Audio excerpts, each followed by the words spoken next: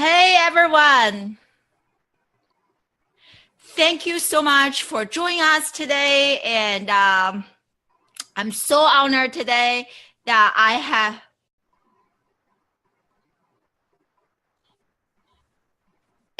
have Chris Straub to join me today. And if you haven't heard of Chris yet, and you are absolutely missing out a lot, because Chris is the first person who live stream across 50 states in the United States. I was like, wow. And I started following Chris maybe last year or 2 years ago, and he is an amazing storyteller, and I admire his ability to create and to share stories. And I'm so honored, Chris, that you can join us today. So thank you so much. Absolutely. I'm so honored to be here. I'm just sharing this broadcast out on Facebook. I hope everyone else is too. And so today, I have a few questions, and the topic of discussion today is digital storytelling and personal branding for students and professors. I have a few questions today, and if you have any question, and thank you so much for joining us, please enter your questions in the comment section below, and please give us a heart. And if you are here, and please feel free to share, and please stay till the end, because Chris just published an amazing book sharing his journey of live streaming across 50 states, and you definitely don't want to miss his promotion about his amazing book. So definitely stay till the end and share our Facebook live stream, and share any questions you have and post them on the comment section. Good? Are we good? Okay, so the first question for you, Chris, is why live stream? And this is like, when did you start? Why did you decide to live stream across 50 states and to talk about nonprofit organizations and to share their stories? So what made you started on this journey? That sounds so intriguing to me. So I wanted to say, first off, thank you so much for having me. This is an absolute honor and a pleasure, and I'm really, really excited to be on with you this afternoon. When I was planning the trip in 2014 and into 2015, live streaming wasn't a thing. And so I knew that I wanted to travel around and volunteer with these different organizations and share their stories through social media.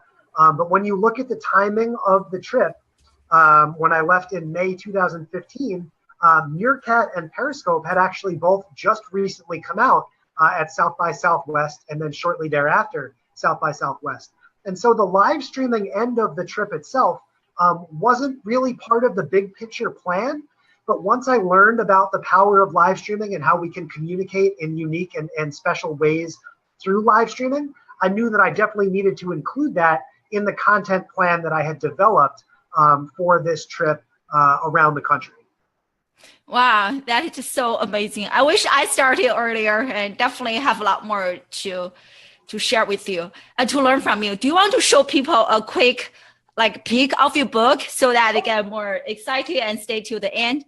Sure. Yeah! So this is 50 States, 100 Days, the book. I wrote this book in the fall of 2015 after the trip ended, and I wrote it in upstate New York. But I actually recently just published the paperback edition. So the book was only an ebook for about a year and a half. And now in March, I now have the paperback copy book out with all the pictures and all the stories of all of the different youth organizations that I worked with in all 50 states. So it's really exciting to be a published author, even if it's not the best book of all time. Oh, I'm sure it's certainly the best book I've ever written. Oh, thank you so much. And if you can write in the comment section, how many of you already have a copy of Chris' book? So, and thank you so much. I see lots of people joining us. Really appreciate it. And hi to everyone. So in regard to this live streaming experience, what is the most memorable interaction, virtually or in person, that you have had with people? You want to share with us? Yes, it's so special to talk about the different types of interactions that we have. And obviously an interaction like being here today, being interviewed by someone on the other side of the planet is incredible. And we're going to talk more about the power of live streaming. But I have to be honest, definitely the most powerful interactions that I've had would be the ones in person, right? And we talk about the different social media conferences that we go to. I know you have had a chance to go to a couple, and I'm heading out to VidCon next week with Christy Gillentine in Anaheim. I'm heading to, it was just announced in the last hour, to Social Media Day Houston, Texas, as well on June 30th. And so for me, live streaming and social media in general is a great vehicle to be able to meet people in real life and be able to, as Brian Fanzo would say, turn a handshake into a, have so many of these special moments, that really are reflective of our real life interactions. And so the story that I love to tell from the book is when I met a 7-year-old girl named Abby in Cheyenne, Wyoming. And she was insistent to me that she wanted to be the very first girl president. And I had to explain to Abby, you know, this was of course 2 years ago. Abby, there's a very good chance we might actually have a girl president next year. And she was insistent. She said, nope, I want to be the first one. And of course, now we know that her dream is still alive of possibly being the first girl U.S. president. But that's just one of the many, many stories to be told, you know, that happened in person during the journey that I took around the country. And, you know, to answer the second part of your question about the interactive, you know, these virtual experiences, I mean, these happen every single day. You know, we have our own little gathering. We like to call it the coffee in the lobby on Thursday nights, where we get to hang out with people in a Zoom group. I don't know if I'm supposed to say anything about it, Joe Wilson. I apologize. I'm sure he loves it. But it's just a small group of us getting to hang out, get to know each other a little better. And to me, that's the true essence of what live streaming can and should be about, is getting to know people better that you share a common interest with. And if there's a way that you can work together, great. But I've really seen that evolution from a live streaming perspective over the last couple of years, that so many people try and push their business or their product or everything. But really, the real value comes in building relationships through these technologies. And then we have the opportunity to, you know, push our businesses or our nonprofits or whatever initiatives we may be trying to work towards. But those friendships and those relationships always come first. Yes, I love it. That's why I love you, and so many people love you, because you're so good at sharing and giving, not just always self promotion, but also like prioritizing building connections and relationship with people. That means like so much. So this is actually kind of a good transition to higher education. You discuss like building connections and live streaming. So can you discuss the importance of having a personal brand for students and professors? Yeah, I mean, your personal brand is your key to the world. It can be your key to your future employer, of course, and especially if you're looking to get into your own sort of entrepreneurship, which I think more and more students are looking at that type of path in 2017 and beyond. It's very important, because you really almost literally are defined by what you put out into the internet, what you share, and what you're about. And for me, having completed a project like I did, again, 50 states in 100 days, the book's available at teamstrum.com, right? It's important for me in a world where we are so wrapped up in all the negativity, all the bad news that's happening around the country and around the world, and we define society based on the negative things that are happening, to remember that this is a very positive space, the live streaming space. Because there is this authenticity, there is this ability to look each other, as Brian Fanzo would say, in the digital eyeballs, to get to know each other on a unique basis. And you and I have never met, but we feel like we're very good friends because of these types of interactions that we've had through social media. Both of us can say that with hundreds, thousands of other people that we've been able to have these interactions with. Whereas 10 years ago, 20 years ago, this was completely unthinkable. You know, to be interviewed by a higher education professional on another continent is an unspeakable opportunity in 2007, 2008, 2009. But now here we are, 2017, and this is a simple opportunity. Here's the Facebook link. You click in, and now all of a sudden we're having this virtual conversation with the entire world. And so when people like I and people who are interested in your story or in your profession or in in hiring you, are looking at the possibility of bringing you aboard in some capacity or purchasing your product or reading your book, their key, their gateway, their cover letter that they're seeing from you is that Instagram account that you're putting out there. It is that pinned tweet that you have at the top of your Twitter profile.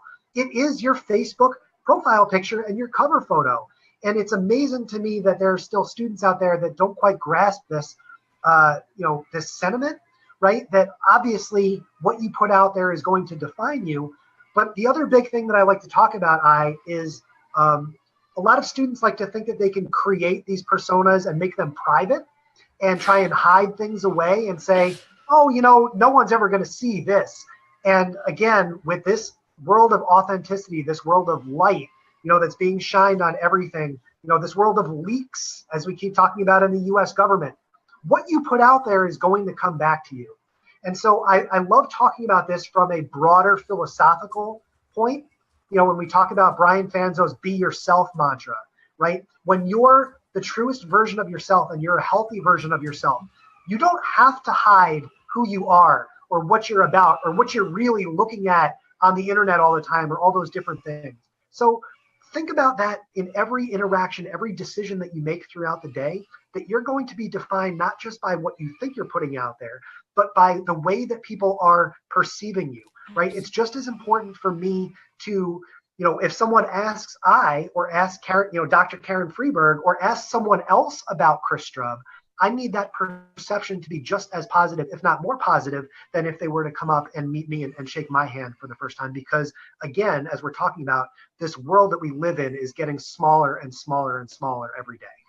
Oh, I love your passion and love the answers. Absolutely. And you mentioned Brian Fanzo several times. I also love him. And one thing he mentioned is that social media change a handshake into a hug, which is so true. When I met so many people in person in San Diego for the social media conference, especially people I connected with online, and we don't shake hands. We just go hugging each other. It's such an amazing feeling. Definitely make our world a smaller place and flatter. So I love it. And you mentioned Professor Karen Freeberg, and which is my next question. So are there any students or professors who have a very strong personal brand online and that you remember so well, and what made them stand out? Well, I think, again, there's a handful for sure. And Dr. Freeberg, I think I would put at the top of that list. She's down there at the University of Louisville, and I was blessed to work in Louisville for 7 months last year. And I think she's really been a standard bearer for the industry, around the country and around the world, in terms of not just her own personal brand and the work that she's doing on a day-to-day basis, but again, the content that she delivers. And you've seen this, I know she's the head of a social media professors Facebook group as well. I just saw on Instagram as I was restarting my computer, she started an Instagram account and a Twitter account as well for that same core constituency. And so these are ways that not only is she positioning herself, at or near the top of this group, but also, as we were just talking about a moment ago, the perception of her and of, Professor Campman in South Dakota. And I know another professor out in California, or I guess now a former professor now working at Apple, Saba, that this is a group that I've had a chance to get to know very, very well through social media, and through Snapchat, through Instagram, through Facebook. And you notice, guys, as we're having this conversation, we're not talking about the tactics, right? We're not digging into oh, well, what do you put on Snapchat or what do you put up on Instagram? No, this is about a broader philosophical idea of being a true, clear, and healthy version of yourself, being communicative about who you are and what you do. And I want to finish the point about Dr. Freeberg as well in the courses that she puts on. The content that she's able to bring in, both virtually and in person to the campus in Louisville, I think is setting a standard for professors around the country to look at how they can deliver value to their students, right? You teach a Shakespeare class. You can't bring William Shakespeare to talk about it. But when we're talking about social media, these professionals and these thought leaders and these people that are really driving the bus forward into 2017 and beyond, not only are they available, but they're interested and they would love to come speak and have conversations with your classes. As Dr. Freeberg has shown an incredible example, with Freeberg 17, so you look at that curriculum and you're like, damn, like she really gets it. She's bringing in a speaker almost every week. She's got these incredible connections with all the different brands, whether they're her own students and graduates who are working now around the country, whether it's college campuses, in and around Louisville and that area, the ACC. It's really incredible as someone who didn't go to Louisville to look and say, wow, I wish I could be a part of that class, because I know that she is really setting up her students for success in this digitally interconnected world. Absolutely, I agree. Karen is a dear friend and collaborator, and I love her. She has absolutely inspired me a lot. And like one thing people complain about higher education is that students are not learning the necessary skills whatsoever, and there's a huge disconnect between what they learn in the classroom and what they need to practice in real life. But I think having professors like Karen and building a very strong personal brand and being really active here in the industry and making connections is making a huge difference for not only her class, but maybe even an overall impression. And when people think about higher education, and we definitely need more professors to embrace the power of social media. And as I always say, social media is not replacing us in the classroom. It's really amplifying what one person can do in the classroom. Right. It's amazing to me, the reason I couldn't do this interview tomorrow night, right, is that I'm attending an alumni event here on Long Island for my university, Binghamton University. And, those sort of events have been going on for years and years and years, that you get a chance to go mingle and rub shoulders with other alums, and you share that common bond, go Bearcats, etc. And the networking part of it is obviously the most important part, right? Like we want to connect, we want to get to know other people who want to help us. What is different today in 2017 is that when you leave a networking event like that, and it doesn't matter where it is or what the context of it is, that we have that opportunity to drive that networking home, literally home, and be able to read and understand and learn more about those individuals than we ever could before, right? Like we hope, 5 years ago, I hope I can go to this event and get someone's phone number and be able to follow up that way. Now, tomorrow night, I'm going to hand out my business cards. I wish I had one right here, right? I'll hand out my business cards with my social media links on there, my Snap code, my Facebook Messenger code, my Instagram name, and all of these things. And all of those tools, all of those mechanisms are people to be able to continue to keep in touch with me and vice versa when we're not at a networking event, no matter where you are.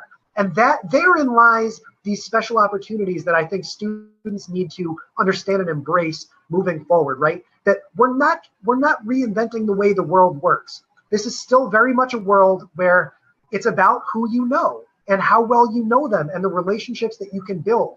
And what you're seeing here today is a professor in another continent having a meaningful hour-long conversation with someone in New York that she's only met through social media. Sorry, I just got a pop-up on my screen here. But someone that we've only met through social media, but we feel like we've known each other almost our whole lives because we are so communicative on Twitter, on Snapchat, coffee in the lobby, through other live streams that we watch, right? That we're able to build these relationships in ways that have never been done before. And we're still doing the same old thing. We're still hoping to get to know people, but now I get to know people from all around the world, in all walks of life, people in every time zone, all around the world, because I have a strong Twitter presence or I'm on Snapchat all the time, right? Like that's easy. That's a lot easier than flying to South Korea, to come have coffee. You know what I mean? So these technologies have made what we do as adults. I hate to say that because I still feel like a kid at heart, but these technologies have made what we do as adults so much easier than they have been in generations past. Oh yeah, absolutely. I can't agree more with you. And I love your business card. I remember when I was in San Diego for the social media conference, Chocolate Johnny, many of us follow him. I was so impressed with his business card, which is very similar to yours. And he has like Snapchat code, all those social media. I think that's where, and as you mentioned, how we continue the relationship, like when I wake up in the morning, I don't check my email. I check my Snapchat, I Yep. check my Twitter, Instagram, all those things. That's my daily life. Email, like I noticed, like we scheduled this. We had this conversation initially started on Facebook, right? Correct. And then later we moved to email to send the calendar invite. But I think that's where like communication and relationship building happens. The students and they really need to understand this, especially if they are thinking about like searching for jobs. It's really about the connection, as you mentioned, and just to really build connections with people this way, and go back to personal branding. It makes it even more important for them to have a very strong personal brand, both teachers and I have this question. How you like we talk about personal branding, so like how important it is like for professors, and you kind of used Karen Freiberg as an example in terms of like motivating. We always say that students, you need to do this, you need to do that. How important it is for professors to walk the talk, so to speak. Oh, I mean, it's absolutely essential, because if you're not leading by example, if you're going to sit there and talk about why someone should be doing something and you're not doing it yourself, then you're lost. And I think the important point that I want to make too is the your omnipresence on the internet, right? Like, let's say you created a Twitter account a couple of years ago and you just, oh yeah, I stopped using Twitter, or, I don't use Instagram anymore. These are messaging apps. That's like not checking your mailbox out in front of your house, or not answering the phone when somebody picks it up, right? That someone could, forget about the way that you perceive what you do on social media, right? Oh, I'm on Musical.ly, but I only used it once or twice, or, I'm on Snapchat, but it's not really my thing. I mean, if you are on Snapchat and someone's come across your brand and their preferred method of communication is Snapchat, and they sent you a message that said, hey, Chris Strub, we'd love to have you come speak at our conference in next month, and you waited 6 months to open up Snapchat and you didn't see that message, all of a sudden you've just missed an enormous opportunity. So there's always this big debate about, pick one platform and own it, and just do that. And I think that I'm a good walking, talking example of not doing that. That I feel it's important to not necessarily create unique content and feel like you need to be an expert everywhere, but you really, in this day and age, should have your feet wet and know how to at least reply to a message on Snapchat, or, be able to check your direct messages on Instagram, because again, you never know when someone is going to come across your content for the first time. You never know when someone's going to see you for the first time. And you're going to be judged based on that first impression, whether you know it or not. So it's always important to put your best foot forward on social media, everywhere on social media. Even if you think that you have a private account set up, that is no safe defense. That you need to be able to defend and be able to stand up for everything that you've ever published on social media, which sounds like a big task, but hopefully you're hearing this as a freshman and not a senior if you're watching this as a college student. That's great. Thank you. And clearly you have a very strong personal brand, as you talk a lot about this, and people know who you are, and you send out a clear message about who you are. And can you share with us the top 3 best practices that worked effectively in building your own personal brand? And do you think those practices can also be translated into higher education context in terms of helping professors and students building their personal brand? Sure. I can certainly answer those questions. That was a lot delivered in one question there. I think all of this ties back to the bigger philosophy of be yourself, right? So before I even get into the strategies themselves, I would say be yourself. Don't try and be someone that you're not on any different platform. Don't try and put on a different face. Just be who you are across all of your different social media channels. And then you'll never have to worry about disappointing or surprising someone when you do meet them in real life, or they want to hire you in real life. I think, so let's dive into the tactics of it a little bit, because I know we want to leave people with some actionable advice here, right? One of my favorite things that I've done on Twitter is called Twitter Video Reply Tuesday. And we were actually doing this yesterday.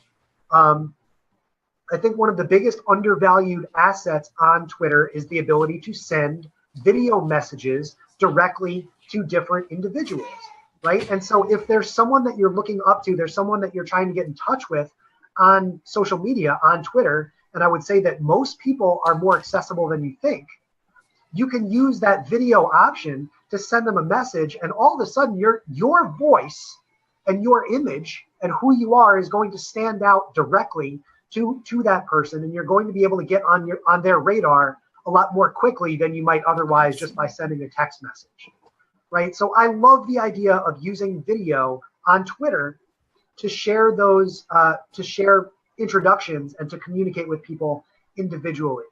I love the idea that it's more important to be interested than be interesting. It's more important to be interested than interesting, right? So again, on Twitter, create a list of the people who you love to communicate with. Create a list of people that are creating good content on their own consistently, and also people, and this can be one list or two lists of people that enjoy being communicative, like us, right? If you tweet to us, you're getting a tweet back, and it's probably not within a few minutes. Yes. Within a few minutes, right? So every once in a while, and this doesn't have to be every day, but maybe every few days, once a week, whatever it is, open up Echo Phone or TweetDeck and take a look at that list and look at what other people are saying and what they're tweeting about, and reply to them, right? Don't just retweet, don't just like their stuff. Take a second and read it, or take a second and watch a few minutes of their Periscope video, or get their book, what I mean, and actually start a substantive conversation with the content that they're creating.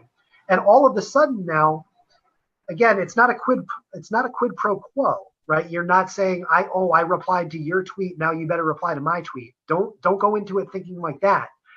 But you should certainly anticipate that some of the people, if not most of the people that you're doing this with, will now be all of a sudden saying, oh my goodness, Chris is really interested in what I have to say and what I've been up to. Let's take a look at what Chris is up to. And in the social media world, that's exactly what you want. You want people to demonstrate an interest in your product, in your service, in your brand. And the cost of getting there is demonstrating that interest in what other people are doing, what they're saying, what they're talking about. We talk about Brian Fanzo. I can't count how many Periscope streams, how many Facebook Lives, podcasts, different, his course, all of these different things where you put in that work.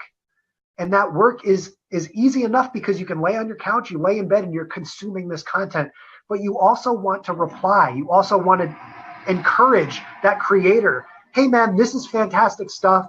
This is how your content struck me. This is why this is important. I shared this with this group and this group of blah, blah, blah. All of a sudden, you start to creep up on people's radars a lot more quickly than you think.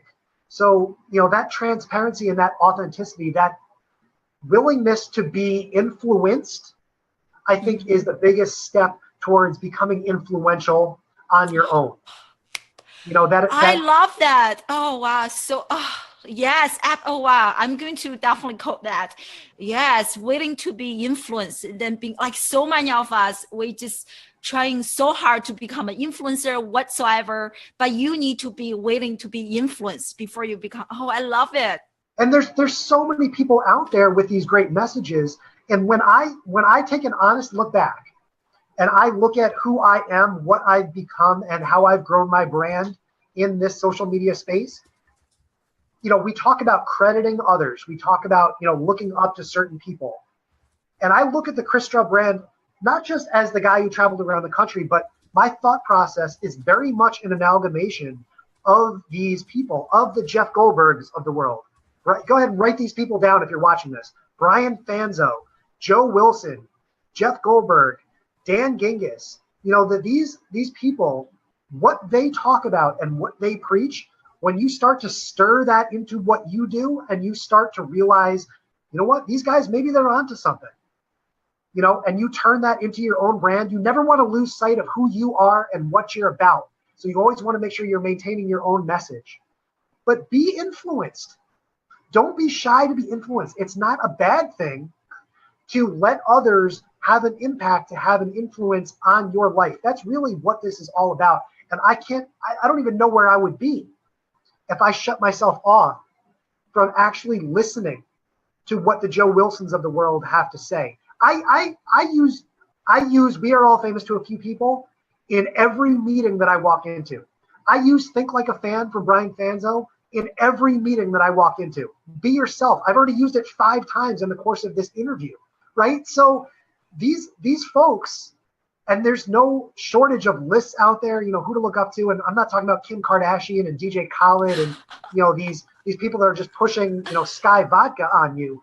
There's this whole world of influencers out there that not only do they have these prophetic messages that they want to share with you, but they're also very accessible. They're very friendly. They want to be in touch with you. That's what we're all here for, is we want to help you. So if there's one thing that I can say to your students that are watching this, or to any college students out there, reach out. Don't be afraid to introduce yourself. Say hello, ask, but do it in a personalized way. If anyone watching this video right now sent me a 60-second or even a 10-second video after they watched this and said, hey, Chris, I love what you had to say today. This was great. I'm going to start taking some of those tips. I'm going to remember that person's name and what they do forever. And welcome to my world. Welcome to that world where I want to help you get to where I am today. I cannot overstate that enough. And I feel like every influencer in my circle, everyone that I'm friendly with, and I followed Saba's advice of building this spectacular PLN around me, right? This personal learning network, you know, through social media, you know, and I've applied that, and I'm not in higher education, but I've stolen that idea from her as well. I know that every single person that I shout out on Twitter, every single person that I mention on Snapchat, all of these people want to help any way that they can. It's just a matter of managing that ask the right way, starting down the correct path, and getting on their radar without seeming too pushy or too needy or with a sense of a quid pro quo, right? Because you can push it too far, but I promise you, if you do it right, success, there is no limit to your success. There really isn't. Yes. Yeah. Oh, I love this. Like so many great points, and the personal learning network. Oh, wow, that is so true. I really believe all of us are lifelong learners. You know, I think this might be like for professors or people who teach, you know, we got like a PhD or MA, we call those like, you know, terminal degrees. But now, like for some point in my life, I just stopped learning. And I was like, okay, I already got a terminal degree. Why I need to bother? It was the biggest mistake I made. I wrote about this, you know, in my journey as being a professor. You should never stop learning, especially if you teach social media communication. Everything is changing so fast. I saw some comments from people, you know, like people hear professors saying that, oh, I'm not on Facebook, I'm not here, I'm not there. And what messages are you sending to your students? You know, how can you tell them to do one thing, but yourself is doing something else? You know, like be authentic and be transparent, you know, with the students in terms of your teaching, walk the talk, as you already mentioned. Oh, so many great points. Yeah. I think some maybe professors and some adults, you know, are shy about putting themselves out there. And this is why it gets to be a bigger discussion sometimes than just social media, right? It's not, oh, I don't know how to Snapchat, or, oh, I don't know how to create an Instagram profile. It's that they don't want to. And I think the important thing to remember And again, most of what we're talking about today is in relation to 19, 20, 21, 22-year-olds. But think about the generation that follows that generation too. And think about how intrinsic these messages are going to be, and how our 4, 5, 6, 7-year-old kids are going to communicate with one another. That's why that's a huge reason why I've been so passionate about getting these messages out to organizations like the Boys and Girls Club of America, the YMCA, Big Brothers, Big Sisters, right? They can't afford to be ignorant about these platforms. They can't afford to look the other way, because these mentors, Big Brothers, Big Sisters, again, I mentioned I'm going to MC their national conference in a week and a half or so. These are the people that are day to day, week to week, teaching and shepherding the next generation up into this world. And these digital communications, these digital tools, and these social media interactivity lessons, this isn't a nice skill to have. This is an essential skill to have. This is something that you need to know how to do, and you need to understand that what you put out there on the internet is going to define you, whether you like it or not. That people will Google you. People will search for you on Twitter. People will search for you on Instagram. And if you don't know how to control that message, if you don't know how to look up and see that someone is defaming you on Twitter, or that someone has posted inappropriate pictures of you on Instagram, that sort of thing, then that's on you. You know what I mean? That's something that we need. It's not a nice thing to do. We need to understand the value, the importance of doing these things moving forward, or we're going to lose touch completely with the next generations that are coming up. Completely. Like, we think there's a digital divide now, but we need to be able to keep in touch. As professors, I feel like I'm speaking as a professor now, right? If we can't keep in touch with the next generation, how do we expect anyone else to be able to? Exactly. That's such a great point. Someone mentioned like speaking students' language is such a great way to relate to them and teach them and walk the talk. Exactly. Like, before students start their career, their last stop is in college. We have the responsibility to prepare students and to teach them the skills they need to learn. But if we are not ahead of the game, like, how can we teach our students? And you mentioned a lot about live streaming, and this is also kind of my last question. So how do you think, like, I love live streaming. It's such a great way to engage the audience and to co-create content.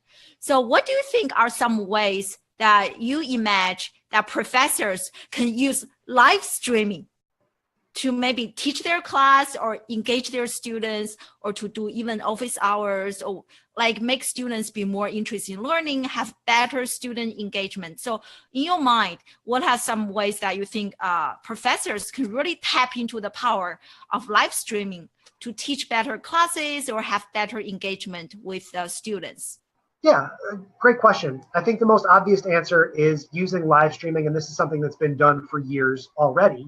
And now there's easier ways and there's simpler ways to bring in, guest lecturers or guest speakers to your classroom who may be in South Korea or who may be around the world, right? So that's not reinventing the wheel. That's not something that should be foreign to any professor at this point.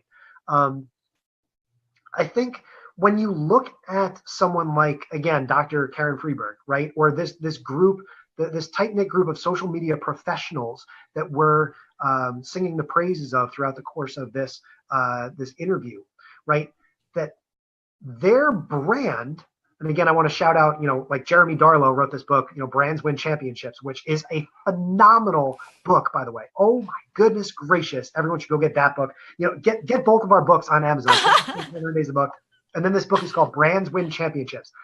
I think that these professors that we're talking about through the course of this live stream are going above and beyond the context of their own classrooms, right? That they're starting to look bigger than the people in Lecture Hall 8 on campus in Louisville, right? That Dr. Karen Freeberg yeah, she does a great job teaching her class, but she really is positioning herself in a way that is opening herself up for national opportunities, right? And I hope that Karen's boss isn't watching from Louisville. But when you start to think about Ivy League schools and other bigger opportunities, or private corporations that are looking to bring on some of these skills and some of these lessons that are so important to the next generation, and you're a CEO or a headhunter, looking at an international pool of talent, and you see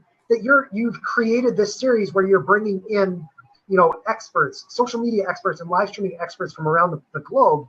You've already positioned yourself at the top of that pile, right? And that is so much of what a college professor is responsible for his or her students, right? Is we want to position here I go again, put a quarter in the jar every time Chris considers himself a professor here. But the real role of a professor is to position their students in a way that's going to help them succeed and move up to the next level in their profession. Professors are doing the same thing right now in front of your eyes, right? That the Karen Freebergs of the world are positioning themselves in a way that they are setting themselves as an international standard for other social media professors out there. And every professor who's watching this right now has that same opportunity, right? So look at how your personal brand, Dr. Smith, Dr. Jones, and I apologize, I can't see the comments. I know you can, but I can't. So I appreciate everyone who's here and commenting and everything. But you can, as a professor, position yourself and position your class, position your lectures, position your presentations at national conferences, position all of those things as more authoritative by using live streaming in creative ways in your classroom, right? So again, you want to look at how, look at what the rules are within your own university, but can you broadcast your own lecture a few times a semester out to maybe the social media professors group, right? And now there's a couple hundred social media professors who are going to say, oh yeah, there's some great ideas that I got from doing this broadcast, right? Or, can I interview other professors that are here on campus with me? Are there doctorates? Are there other, medical professors? Are there professors in other areas of our university that these interviews might actually be beneficial for the University of Louisville brand, right? So now all of a sudden we're elevating the entire university. We're getting more people to want to come to Louisville, right? We're getting more people to want to come to, I should be plugging my own university, right? We're getting more people to come to beautiful Binghamton University in upstate New York because we're positioning ourselves as thought leaders in that national and international space. And don't get me wrong, this is a competition. Everything that we do is a competition, right? That we're competing for, where our students are competing for jobs, or they're competing for grants, or they're competing for, funding dollars off the bat for their own small businesses, right? Those of us who are professionals in the live streaming space and who are getting out there early, look, this was the summer of 2015. And you started this interview by saying, oh man, I wish I had started earlier, right? So if you're watching this broadcast right now, you have the opportunity to start this tonight, right? You have the opportunity to start this tomorrow, where you, Jenny Jones, out at the University of Phoenix, you can be an authority on live streaming. You can be an authority on social media. And you do that by positioning yourself well, on all your different social media platforms. You do that by building relationships with people all around the country and all around the world, just like I has done here. And then when the time comes to say, hey, I need people to interview for this new show, and I sends me a Facebook message, my answer is, are you kidding me? Of course I'll do it. Of course. And there are probably hundreds of other people. I guarantee you, when I goes to Brian Fanzo and says, hey, Brian, do you have 45 minutes? Do you have an hour to do an interview like this? Brian is going to say yes. Here I am now speaking on behalf of Brian, who is one of the foremost social media speakers in the world. And that is because we both know I incredibly well, because she does such a phenomenal job of being transparent, authentic, and communicative on all of these social media channels across the board. And so look at what I has done here. She has built a perfect blueprint for how you as a professor can step up your social media game, can step up what you're doing in your classroom at your university. And now maybe when that tenure track comes around and you say, you know what, maybe I do deserve a couple extra $1,000 on the paycheck. Or you know what, maybe I will go to Duke University next year and get that extra 20 grand or whatever it is. You know, that these opportunities come up because you want to succeed, because you're striving for more than what you have today. And can you go in and you can teach your social media class every day without doing this sort of stuff? Sure. But this group that you're in now, if you're watching this, welcome to the group of people who want to succeed more. Welcome to the group of people who follow Gary Vaynerchuk and Brian Fanzo and these guys who really want to position ourselves in a way that we want to be the best. I want to be keynoting. I want to be up on stage. I want to sell 1 million books. You know what I mean? We want to succeed, and we want to teach students who want to achieve more than what they would achieve otherwise if you as a professor just continued along your laurels and didn't look into these new and exciting opportunities. Wow, I just love your passion. Isn't Chris amazing? Oh my goodness.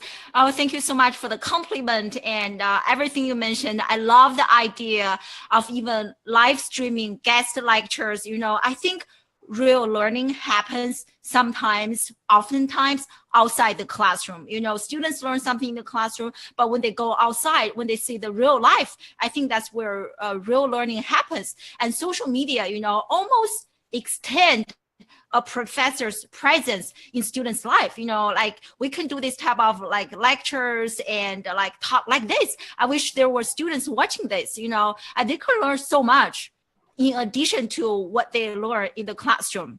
Right. And I want to make one more quick point before we wrap up. I know it's almost time. I know you got to go to work and everything. But what we're doing here, where we're talking about social media on social media, is the tiniest piece of the pie out there.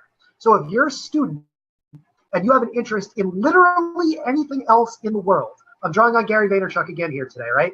But if you have an interest in DuckTales or whatever, you know, cars, or whatever your interest might be, you got to understand that there are many other people out there, not just in your little community, but around the world who are very interested in what you want to do. And you today have the opportunity to position yourself as an authority in that topic, to put yourself at the top of the Google list or at the top of Twitter or on stage at a conference about whatever the topic might be. And you can do that by setting yourself apart using these tools that we've talked about today here: live streaming, Snapchat, Twitter, Instagram, right? That there's this entire world out there of topics, literally every topic out there. You can pick one that you have expertise in. I don't care if it's the best way to make, you know, spaghetti and meatballs. There are people who want to know more about that, right? And it may not be 1 million people, but if you can become the expert in that topic, if you can take a stand and do 25 blog posts and do 25 video interviews about making spaghetti and meatballs, all of a sudden you've become that authority. You become the expert, and now you can be the one up on stage talking about your version of 50 States, 100 Days, or whatever it might be for you. Oh, I love it. And so many great insights. I can't wait to write another blog post recap of everything you mentioned. And maybe after our chat is over, you can, like in the comment section, you can write down the names of people that you mentioned so other people can follow if they haven't followed them yet. And as we're approaching to the end of our show, can you share with us? And I think one comment I saw from people is like, what if like some people are just afraid? And they are afraid, being very shy. Actually, when I go to conferences, social media conferences, one session is always about like social media for introvert. Actually, the more I'm in this social media environment, the more I get to know so many people are introverted. And so like, if people are like that, so maybe you can end the show by sharing like one advice for people who are afraid of live streaming, afraid of social media, how they can get started. And then we'll talk about your book and ways people can get copies of your book. So instead of one answer, I'm going to give you two really quick ones, right? So the best piece of advice that I would give for an introvert is from Chocolate Johnny. And you've heard this before, which is push the damn button. You know what I mean? That when you do get started, don't anticipate a big audience. Don't think that you're going to have hundreds of people come rushing to come watch you or whatever it is. And that's okay. Because at its core, live streaming, and really social media as a whole, but we'll focus on live streaming because that's the toughest one, where we're going to look each other in the digital eyeballs, right? Live streaming is about making that one-to-one connection, right? Like, this interview is great, and I'm really excited that everyone in the audience got a chance to watch, but this has really been an authentic conversation between the two of us, So the other thing that I would stress is from our boy, Joel Kahn, right? Which is that it's not about you. You know what I mean? That a live stream, this audience, again, this sort of contradicts what I just said. Maybe I'm getting tired. I got to eat dinner here and you got to go eat breakfast soon. But a live stream is not about you. It's about the value that you can deliver to your audience. And this live stream is so much more about all of the wonderful people that spent time today watching and hopefully learning something or picking up on some idea than it is about us, right? And it's the same thing when you go up on a big stage, right? You got to remember that, yes, you're on stage to communicate your ideas, but the speech is not about you, it's about them. And when you flip that psychology and you understand that you're really just having a conversation with people, it can be a very powerful mechanism and a very, very powerful medium. And, I fully sympathize with everyone who's camera shy. I get it. But I can tell you the value that I've gotten from not being camera shy. And I don't think I'm particularly good looking, and I don't love being on camera all the time either. But the value that I get from being communicative and the value that I get from helping other people overcome their own fears, that people see me on camera and it helps them realize that they can do it too. Man, is that a powerful feeling at the end of the day. Oh, man. You are the best, Chris. Thank you so much. Yes, absolutely. And I think that's a very important reason I wanted to start this show. One thing is to really highlight some of the amazing people like you and professors who are doing amazing jobs. Another is to really provide more value to the audience. I used to be so afraid of live streaming because, English is my second language. I was like, oh man, maybe I'm not good at this, but like really refocus on the value that you are providing. Awesome. And how can we get some copies of your book? And where can we find you? Where can we know more about you? And can you please share with us your social media handles, and where can we order copies of your book or win some like free copies of your book? Sure. So my website, where you can learn everything there is to know about the Team Strub journey, the 50 states in 100 days, is teamstrub.com. And maybe someone can put it in the comments. Again, I'm not really sure who's still watching at this point, but it's teamstrub.com. My Facebook page is facebook.com/teamstrub, and that's where I have all of my interviews from around the country. And then, of course, I'm on all the different social media channels as @ChrisStrub. So Twitter, Instagram, Snapchat, pretty much any other social media channel you can find, Musically, Bumble, all of these different tools. You can find me everywhere @ChrisStrub. I was kidding about Bumble, by the way. To get the book, you can send me a message on Facebook, especially if you live here domestically. That's the easiest for me. In the US, I can ship out copies that way. But let's do this. I would love to give away a free copy of the book. So I would love for you, especially if you're still watching here, to share out this broadcast. I think hopefully we got out a ton of awesome information here. So make sure you share this publicly. You can feel free to tag me in that as well. And you know what? We can go back and pick, and I'll let you pick a winner. Let me know who you think should get a copy of the book from people that have shared this out today. And I will be more than happy to sign and send out. We'll do this exact copy here. We'll get you this very copy of the book from right here in my hands. There you go. I'll kiss it for you. It's a double special copy. So share this broadcast out. Follow me on Twitter @ChrisStrub, Instagram @ChrisStrub. Follow me on Snapchat @ChrisStrub. And I really, really appreciate your time. I appreciate everyone who's watched time. And let's do this again sometime. This was great. Oh, thank you so much, Chris. And if you want to get a copy of his book, and make sure you share the live streaming, and make sure you tag both of us so that we can, and I feel honored to select a winner, and then you can read a copy and hold a copy, and maybe even send him a personal thank you, and by using a video on Twitter or Snapchat or Facebook or whatever that you use. And thank you so much again, Chris. I so appreciate your time, and you mean so much to me. And thank you so much to you guys for watching the show. Without you, we won't be here doing this. And thank you so much. And let's chat more. And a big hug. Yes, let's chat more, but let's also meet in real life at some point. Maybe I'll come to South Korea. I have never been outside of North America. So if anyone watching this is booking any speaking gigs or anything, especially outside of North America, I am available to come speak at your conference. So like I said, I'll be emceeing the Big Brothers Big Sisters of America National Conference next week. So I got some cool experience to rely upon, and let's make it happen. Yes. Thank you so much, Chris. Talk Bye. Soon. See you on Twitter. See you on Twitter. See you on social media. Bye, everyone. Thank you so much.